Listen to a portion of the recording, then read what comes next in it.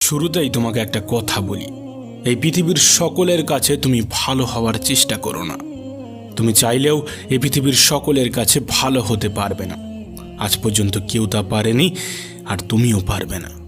যদি সৎ হতে হয়, যদি ভালো হতেই হয়, তাহলে নিজের কাছে হও, নিজের পিতামাতার কাছে হও।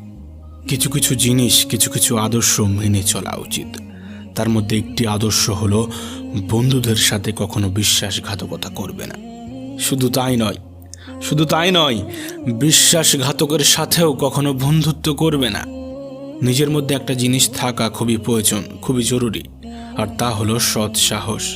যদি ভুলকে ভুল এবং ঠিককে ঠিক বলার সাহস তোমার মধ্যে না থাকে, তাহলে তোমার মধ্যে সৎ সাহস এবং ক্ষমতা কোনোটাই নেই। তোমার সাথে তোমার রবের সম্পর্ক সব থেকে বেশি গভীর হওয়া উচিত। এই পৃথিবীতে এমন একটা সম্পর্ক থাকা অত্যন্ত জরুরি, যার সাথে